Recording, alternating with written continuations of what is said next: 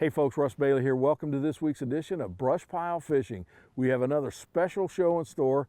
Last year we had our first annual Veterans Tournament. We raised $25,000 for the Travis Mills Foundation. It was something that I've been super proud of and one of the best accomplishments that I've been a part of since I've been in the fishing industry. So today, you stay tuned, it's part two, second annual Veterans Tournament. We'll be right back with BrushPile Fishing. If you'll remember from last year's show, the Travis Mills Foundation is a nonprofit organization formed to benefit and assist post 9/11 veterans who have been injured in active duty or as a result of their service to our nation. The veteran and their families receive an all-inclusive, all-expenses-paid, barrier-free vacation to Maine where they participate in adaptive activities, bond with other veteran families, and enjoy much-needed rest and relaxation in Maine's great outdoors. This year we wanted to do something similar, but try to get other organizations in need to be involved as well. We were fortunate to team up with Save a Warrior, based right here in Ohio. Save a Warrior has changed countless lives through their War Detox program, which supports the healing from post-traumatic stress, or PTS. They specialize in connecting active duty military, returning veterans, and first responders experiencing psychological trauma. They take timeless virtues and present what is beautiful and good in a powerfully sacred experience. As they approach the issue of suicide, they look at the whole person, realizing there are many pieces to this puzzle that must be located and pieced together. The goal of the War Detox experience is to reduce pain and increase resiliency. In this program, we will dive deeper into what Save a Warrior does for the veterans. We will touch on what the Travis Mills Foundation is doing for veterans also.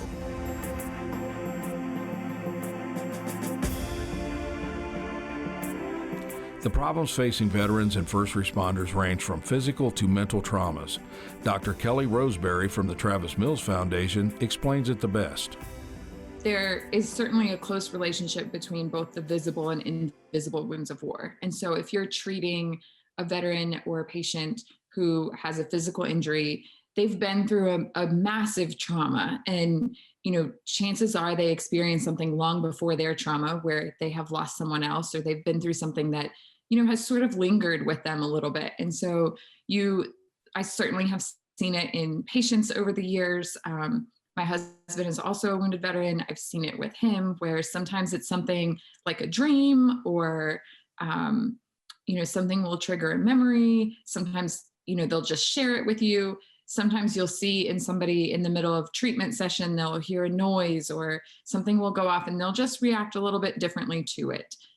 Sometimes that information comes from a spouse or a caregiver from that patient, where they'll share that their temper is, quick. They're quick to be angry. They react to things differently than they did before. And so sometimes it's just a matter of understanding and having a little bit of empathy on where those feelings come from. But they certainly they go hand in hand. And sometimes those invisible wounds are the ones that last the longest because they're the ones that get the least attention from either a medical provider or, from the outside world because you can't see them. And so people forget that they're there. While the Travis Mills Foundation does not treat mental traumas, I would like to take you more in depth into what Save a Warrior does for first responders and veterans. Jake Clark, the founder of Save a Warrior, came from a dysfunctional family. Jake had a mother who was mentally ill, a father who had some issues with gambling, drinking, and violent tendencies. At the age of 17, Jake enlisted into the Marines, and afterwards he became a police officer in Los Angeles, then an FBI agent. I imagine part of me was very interested in a little bit of a do-over, becoming a soldier, becoming a police officer in Los Angeles, ultimately becoming an FBI agent, crashed my life in spectacular fashion right before I turned 32. Realized I needed some help. Didn't really know where to turn for help, didn't really understand what was going on for me. And I was able to find the Rooms of Recovery in Southern California.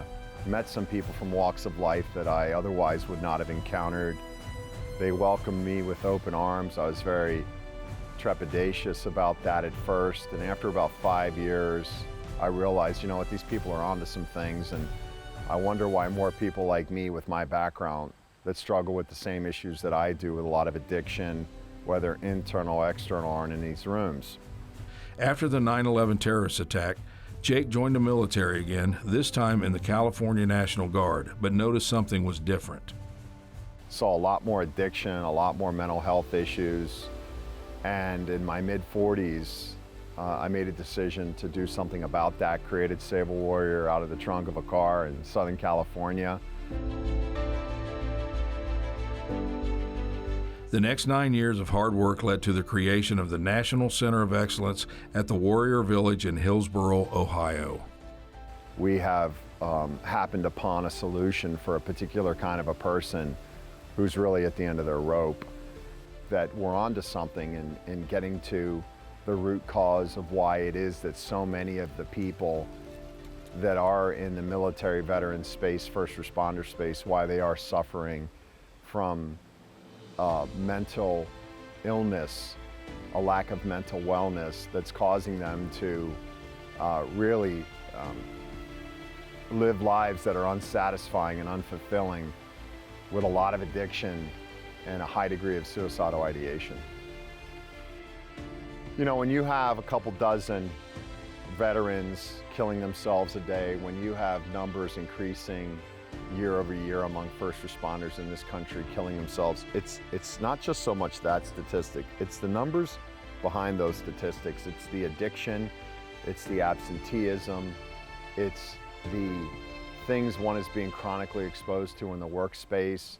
It's those kinds of statistics that are coming out with good research that, along with the fact that there is tremendous resource put into mental wellness in this country, that doesn't seem to be making an impact against what's known as deaths of despair. So it's usually organizations like Save a Warrior that has morphed into a place where this is a safe place for people to come talk about things that they don't feel comfortable talking about, for people that won't walk into rooms that end in anonymous, like Alcoholics Anonymous, Narcotics Anonymous, Sex and Love Addicts Anonymous, Codependents Anonymous. When people won't avail themselves to the traditional community resiliency models, this is a great first step for getting unstuck so that one can begin to normalize their suffering and heal in the community where they reside, because the resources are where they are. It's just finding the courage to give oneself permission to heal and walk into these rooms and be with total strangers. We remove many of those obstacles while people are here with us. The reason why so many veterans need help is because they come from families of origin where dysfunction is so normalized that to walk into an institution where certain behaviors are not accepted can be a real shock to the system. And when one has an inherent resentment for authority, one is going to act out in a way that does not bode well for one's ability to remain gainfully employed. The story is that it's a tough transition out of the military. It's a tough transition out of prison. It's a tough transition out of childhood. It's a tough transition out of high school. You know, life is a constant state of transition. Change happens, whether I like it or not. What we don't look at is one's capacity to be with certain things in life with which we cannot be. And that spiritual maturation that's required involves other people. And when one is default setted to try to do things on their own and be ruggedly individualistic, it's like driving through life steering with the rearview mirror. You're going to start running into things and you're going to end up in a lot of trouble. And that is indicative of anyone who's had any sense of institutionalization in their life.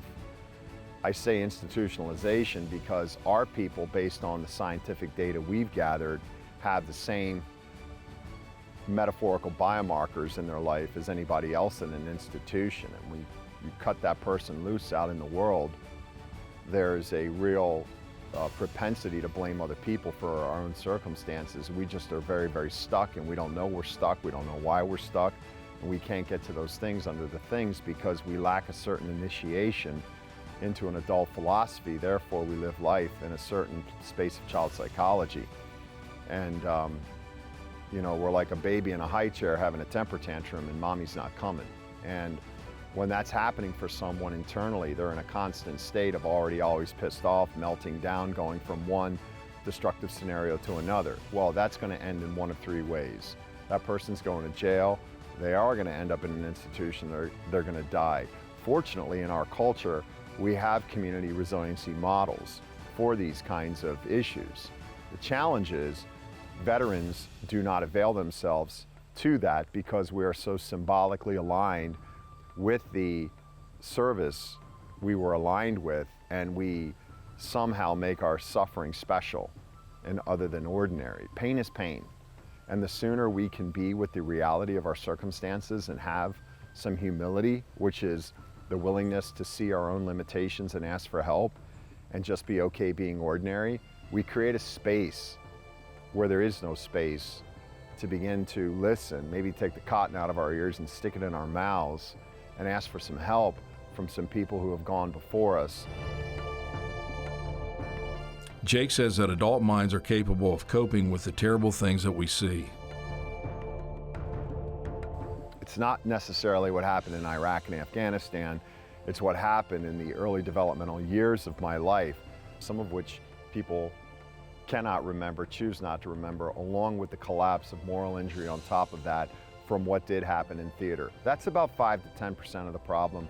90% of the problem is the developmental trauma. That being said, 100% of the females that come through this program have sexual trauma. 85% of the males that come through this program have sexual trauma. That doesn't get talked about because that is a touchy subject. It can be rather unpalatable. It just happens to be what's so. That's what happens in our culture. Save a Warrior is a very intense, integrative model for getting someone unstuck who cannot get themselves unstuck, who the more they try gets further and further and further stuck in their own story.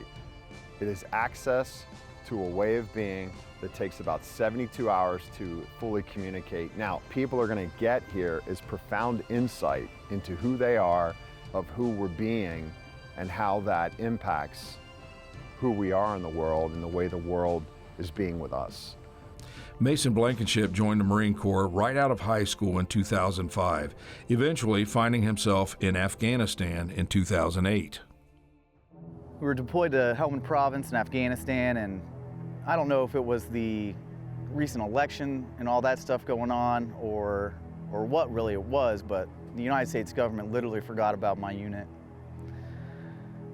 They stopped providing, the necessities as food and water, ammunition, things like that, and we really became dependent upon the other entities that were there, mainly the locals for food and water and all of that. And we lost quite a few men over there. We lost about 21 men in Afghanistan, good guys, good friends of mine. We ended up coming out of there 80% casualties, and then in 2016, after I'd been out for a little while, the New York Times wrote a piece on us and dubbed us the Forgotten Battalion. By that time, we had lost more guys to suicide since coming home than we had the entire time in Afghanistan. Mason came home right after his ordeal in Afghanistan and noticed something wasn't quite right. So I had major issues with setting boundaries. I had issues with any kind of authority figure. Really paying attention in terms of going to school. I mean, I started out going to OSU, dropped out within my first quarter there. I just couldn't handle the environment. I couldn't handle people. Then I started, I realized there was something going on with me. Mason sought help at the Shepherd Center, where he discovered he had a mild traumatic brain injury. It was there he started getting into the issues that were causing his unexplained anger and depression. From there, he was recruited by the Wounded Warrior Project, where he learned valuable skills to help him professionally. But like many people, Mason had reservations about needing help. I don't think I was at a place where I was saying that I didn't need help. I think I was at a place where I felt like no one could help me. And I was essentially trying to run before I was crawling, And that was the mindset that I had. And Lord, how I was wrong. Save a Warrior was a lifesaver for Mason. Save a Warrior literally changed my life. Save a Warrior gave me a daily practice to live by. Save a Warrior gave me the tools that I needed to not only allow relationships in my life, but to allow them to flourish. In all, Save a Warrior gave me a new perspective and a more positive perspective on life. We're always developing, we're always working on ourselves. And Save a Warrior really helped me to set healthy boundaries. And that's what I found to be the key to my relationships in my life, is to having healthy boundaries where you also allow yourself to be vulnerable and genuine with yourself and to take responsibility for the part you play in your own life. And the only way you can change that is by making the conscious choice to change your life. Mason did not want to spoil the experience for anyone else, so he just had this to say about going through the cohort. So going through the program was completely life altering. I mean, it gave me such a new perspective. I was able to learn how to direct the correct emotion that I was feeling, right? And the main way we did that was through equine therapy, because horses are more available to emotions and emotional energy. And it's been proven. You know, that's how horses communicate, is essentially through vibes. And so by doing the equine therapy, we never rode a horse, right? But you work inside the pen with them and you work with these horses, and you'll spend the entire day developing a relationship with this horse and projecting the correct emotion. Because one of the big issues that I had, was I would get angry and then everybody's getting it. So me being able to correctly project the energy in which I intended for that relationship with that person really helped me to progress with the relationships in my life, because that also allowed me the ability and the perception to know when I need to be vulnerable and when it's safe for me to be vulnerable. And because you don't want to go into an environment and be vulnerable where it's not a safe place to be vulnerable, because then that's going to set you back a few steps. After the extensive experience at Save a Warrior, there is still work to be done. First thing is meditation. Meditate twice a day.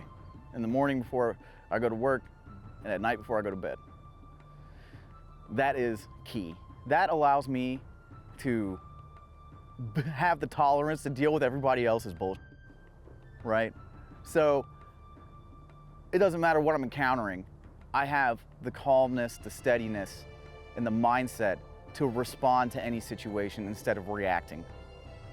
Our brains actually go through a physiological change because they are under so much stress all the time. So then what ends up happening is the amygdala in our brain it swells, and it causes us to go into this fight or flight reaction on every single decision that is made.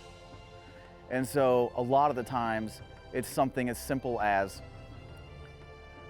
for some reason I just thought of this story real quick. It's my brother and I were on the Appalachian Trail.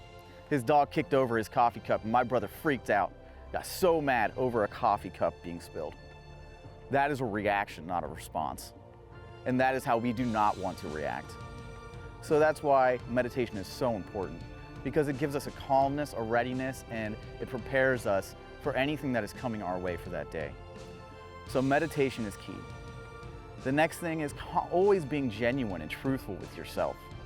Why wouldn't you want to be to a place in your life where you're comfortable telling the truth, upholding your standard of integrity, because the only person that you have to hold standards to is yourself. Mason has this message for someone who might be at the end of their rope. This is not a program that you can go in 50%. You have to go in 100%. If you don't go in 100%, then you are doing yourself a great disservice and you're not going to get anything out of it. I would let him know, that it's a safe place. It's a place where you're going to learn how to develop these boundaries, these healthy boundaries.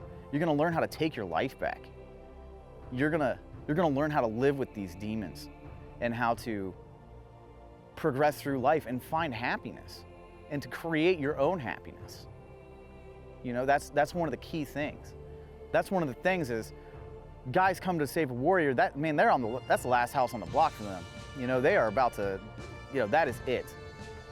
Save a Warrior gives them that place where they're allowed to be vulnerable and express themselves, and they have an immense amount of support from not just anybody, but from other combat veterans, other first responders, people who have been in those shoes and can say, hey brother, I've been there with you, I can help pull you out. There's something that we say, you know, it's about empathy, you know, and about being a shepherd. You know, this is one of the things that we really embodied is it's not about, you got a guy down in a hole, it's not about handing him a ladder to get him out. It's about climbing down on that hole with him and pulling him out with you. Not only does Save a Warrior treat veterans, but they also treat first responders like Rod Dyer. Rod entered the Air Force just days after his high school graduation. He spent 8 years there and was fortunate not to see combat. When he returned to civilian life, wanted to find something paramilitary like a lot of guys do when they get out of the service. So I became a firefighter. And I was a firefighter paramedic for 27 years.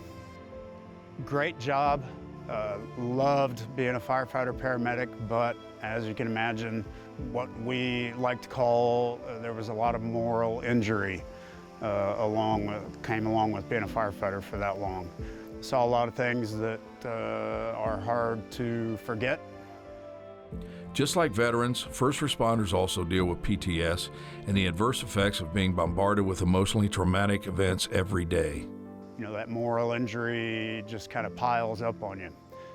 Started noticing, and I always attributed it to the schedule that we keep, working 24 on, 48 off, and I attributed my lack of sleep to that schedule. But I hardly slept, especially when I was at work. I never slept, and then even on my off days at home, I barely slept. A lot of times I would be very angry and didn't really understand why. And later I found out that a lot of firefighters, as much as 50% of firefighters have suicidal ideation, which I did. Over the years, Rod and his wife's family grew to include one daughter and two sons. My son, Zach, was married on the 1st of January, 2018. And then 6 weeks later, he died by suicide. So for the second time in my career, I was having suicidal ideations. Then, luckily, of all things, the detective that investigated my son's suicide mentioned something about a group called Save a Warrior. And my initial reaction was, again, that I don't need that. I never saw combat. I had the misconception that a lot of people have that it's the stuff you see downrange or it's the stuff you see on the job that causes complex PTS. And when you go to SAW, you find out that that isn't really the thing. We like to say it's the thing under the thing. So I applied to SAW, and again, during the application process, you have to go through an interview. And the first thing I said was, I know there are guys out there that need this more than me. And he said, that's the first thing that people say when they need it. Rod applied and was accepted into the Save a Warrior program. And SAW changed my life because I'm here. And I'm gonna see my grandchildren grow up.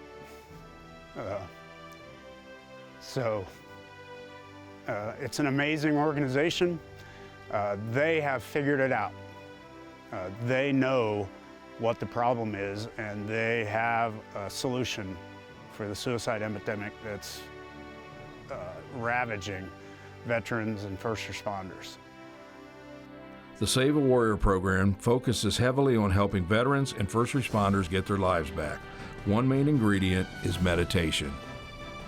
In SAW, one of the integral parts of SAW is a daily practice of meditation. which a lot of guys, when they learn about meditation, they think it's, you know, some granola, artsy fartsy, you know, all those things you hear about meditation. But as science has proven, it works. And that daily practice of meditation continues to help me to this day. I just had a text this morning from a fellow SAW alumni where we were talking about when we feel ourselves getting tense or getting angry, if we go meditate, that goes away. So the meditation is key. There's also follow-on work that you do, and in SAW we call that doing the work. So it's not just what you learn at SAW, it's the things that you do downstream from SAW that are going to help change your life and help you get your life back. I meditate at least once a day, preferably twice a day. It's only for 20 minutes, and SAW has a patented method of meditation called warrior meditation. Because one thing with complex PTS, you have trouble shutting your mind off. So it's a practice of learning how to shut your mind off so that you can stop those thoughts. Rod has these words of encouragement. I would say for someone who was wondering if they need SAW or if SAW would help them, if your life sucks right now, you need SAW. If you've been to other organizations and that's not working, you need SAW. If the people around you are telling you that you need help, you need SAW. Both Mason and Rod have this to say about Save a Warrior and founder Jake Clark.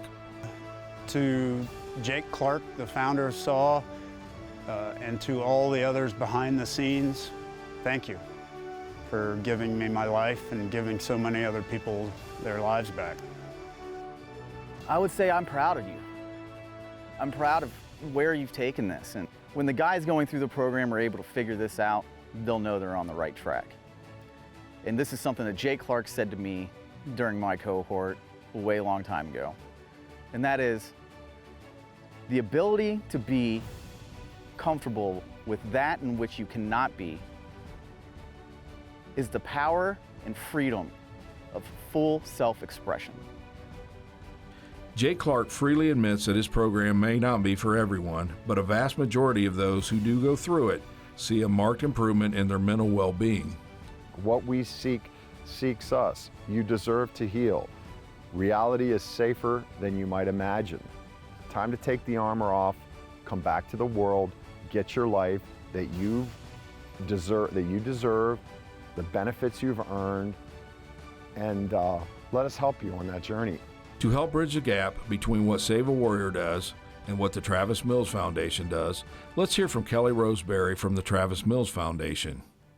What I have seen in families is that those that have those very physical injuries that you can recover from, like an amputation, for example, where somebody's personality and who they are as a person is still in there, they do very well. The ones that come back that have traumatic brain injuries, severe PTSD, where their personality is different and that human that you married is different, those ones struggle a lot more. And from a rehab standpoint, that's a lot more difficult to handle, because those are, those invisible things are hard. They're, you can't just give somebody a prosthetic and teach them how to use it. It's much more complicated than that. Far more patients that I've seen over the last 10 years that have seized their injury as an opportunity, and that doors have opened to them that never would have been open to them before. And, they have found their new place in society and their new version of normal, and they have done quite well with it. Save a Warrior is just one organization that helps men and women live the best life possible. The Travis Mills Foundation in Maine has the same goal, but focuses on a different kind of problem. Travis Mills suffered a horrific injury while serving in Afghanistan. He lost both arms and legs when he placed his backpack down on an IED. After his lengthy recovery, Travis and his wife wanted to do something to help other severely injured veterans. The Travis Mills Foundation brings combat injured veterans and their families to a retreat in Maine, where they participate in adaptive activities like horseback riding, kayaking, and snowboarding, just to name a few. They also started a post-traumatic stress program as another way to help those who are in need. So I think the base problem that the Travis Mills Foundation, tries to address, really when you break it down, is we try to give these people that have been through physical injuries like mine the opportunity to know that they can still live life and they can still do things actively with their families. I have a very young daughter. She's 10 now, but when I was injured, she was 6 months old, and I was questioning, what can I still do? I can't teach her how to play soccer. I probably can't throw a softball, but I realized after going on these trips, I could still go downhill mountain biking. I could still snowboard and monoski. I could do action sports, and it was such a thrilling rush, as well as something I could do with my family. And I wanted to give that feeling and the opportunity to other families out there that are in the same situation as myself and my wife and my daughter were in. So we're going to keep doing those missions and keep letting people know they can keep going forward. The foundation brings the veterans out for free and their loved ones if they've been through a physical injury such as myself, paralyzation, amputation, spinal cord injuries, things like that. And we show them how to do things that maybe they couldn't fathom they could even still do. And we change their whole perspective on life and let them know to live up the slogan of never give up and never quit. And it's really life-changing. We also have a post-traumatic stress program, which is called the Warrior Path, and it's from a different nonprofit we partner with, Boulder Crest Foundation out of Virginia. We get a grant for that. It's free to veterans that want to come that have been through combat and maybe are suffering from some post-traumatic stress due to the combat. And it's one of the top-notch programs in the nation, so we're glad that we were able to partner with them and give back the way that we do with that as well. So veterans are eligible for these programs. If you're part of the physical disabilities with the family camps we do, it can be during service or combat. So you could be in a motorcycle accident while in service and you lost a leg and you still come out and learn how to do all this cool stuff. And then for the post-traumatic stress program, it's combat veterans or first responders that meet the criteria of the program. And anybody can visit travismillsfoundation.org to get more information. And like I said, we'll give back as much as we can and do as much as we can to help anybody that qualifies for our programs to make sure their life is better and back on track. The need does not stop just because of the pandemic. This past year, we were fortunate to have such an amazing staff at the foundation. It was a real skeleton crew, and we went ahead and did a lot more virtual programming than in-person programming. We actually helped more families last year during COVID virtually than we've ever had come out to the foundation. So we made it work. We adapted to our situation, and now that we're through COVID, for the most part, we've brought families back this year. It's been going very well, and we're going to keep on rolling with the good times and giving back. We're going to keep trying to expand the weeks that we can do. We put a new building project in right now. It's a $6.7 million build actually, and it helps us go from 20 weeks a year of programming to now hopefully 42 weeks a year of programming. And with those 42 weeks, we can just keep giving families the opportunity to live life to the fullest, to not live life on the sidelines, to be active in their society and their family, and know that no matter what they think they can't do, we're here to show them that they actually can.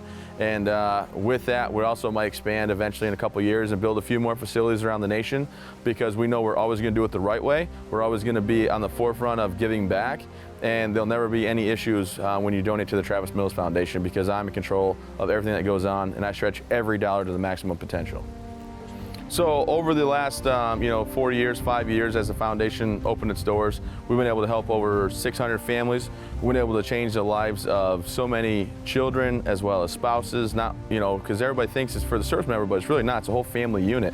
And we want to make sure that we keep doing that, as well as for the post-traumatic stress program, we've signed up that we're going to do at least 10 weeks a year, if not 12 to 15 weeks a year, to make sure that they know that we're here for them, that we can help them get through their causes that they have, their problems they have with the post-traumatic stress, and that there's ways to get past the triggers and live a productive and successful life. So, we're going to keep pushing our mission forward, keep doing the work that we do. I'm glad that you guys are watching this video, because that means you probably want to be part of my mission.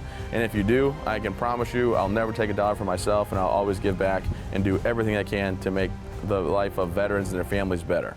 There are many ways that you can help to move the Travis Mills Foundation into the future. If you want to get involved, there's a few different ways to get involved. You can be a volunteer, so go on our website and sign up to be a volunteer. You can go ahead and also go donate to the Travis Mills Foundation. We have people that put events on for us. You know, it could be a potluck dinner, it could be a big corporate golf tournament, it could be anything. And donations always help because we're privately funded with personal donations as well as corporate donations. And you know, just be my town crier, if you will. Be out there and spread the message of the Travis Mills Foundation and what we do. And if you can tell, you know, everybody you talk to about the work that we do, you know, encourage them to get involved. That helps me as well. So those are the kind of the ways you can get involved with the Travis Mills Foundation. And I really appreciate it if you guys, you know, do one of three or all three of those options. I just appreciate all the support that I get from everybody around this nation championing my mission forward and being a part of our cause. So if you are a donor or you are watching this video and you're going to become one of our donors or our sponsors, thank you for that. I do appreciate it. It's not lost on me, and you help me change the lives of a lot of people. Travis recommends that anyone who needs help should reach out. His foundation may not provide the service you require, but they have the contact information of organizations that might be able to help you. Lastly, Travis and Jake have this message for those who need help but might not want to ask for it. So if you have a veteran in your life, or if maybe you're a veteran watching this and you're having a time where you're struggling, I want you to know it's not easy asking for help. It never has been, and it probably never will be. But it's okay. It's okay to lean on people. When I was injured, I had to lean on people more than I really wanted to. I had someone that had to feed me, had to change my clothes, had to help me use the restroom, right? And I had to ask for that help. Now, I didn't want to do it, but I did it, and I'm a better person for it. So if you're going through something in your life and you're questioning, you know, does this make me look weak? Does this make me look soft? You're not. You're not. Reach out, get the help you need so you can live and have a better tomorrow, because we only get one go around. And I'm so fortunate that I made it through my event that I had, and I'm going to keep pushing the message out there that, you know what, if you need help, ask for it. Don't worry, it's not a weakness, and you can get better, and you can be a happy person, and you can live a successful life with your family and your friends and your loved ones. So I encourage you to reach out, ask for help if you need it, and find a way through your situation to make your life a positive outcome. Discover that this universe really is user-friendly, and that there are people who want to see you heal, and they'll never ask anything for you. But stop going back to these systems that are medicating you and drugging you and not giving you a solution. Find yourself a really good mindfulness-based meditation technique and practice it, which is going to help relieve that suffering that's going on internally for you and give you some peace and the ability to sleep and maybe to think more clearly, and trust your heart. Both of these organizations are doing their best to aid our veterans and first responders in need. Please consider donating to either or both of these worthy organizations. Visit www.travismills.org and www.saveawarrior.org. Well, folks, I hope you enjoyed today's show. It was a special show for our veterans here in the United States. And I hope, if anything, you learned the awareness of some of what our veterans go through, and also that there are programs out there to help the veterans. So if you're a veteran that needs help, or you know a veteran that needs help, please get in touch with one of these two organizations. This year we were able to raise $30,000, which we'll split between the Travis Mills Foundation and Save a Warrior, and we couldn't have done it without you. So folks, please, if you get a chance, check out both of these organizations, and if you're able to donate, please do so. Thanks for joining us. We'll be back again with BrushPile Fishing.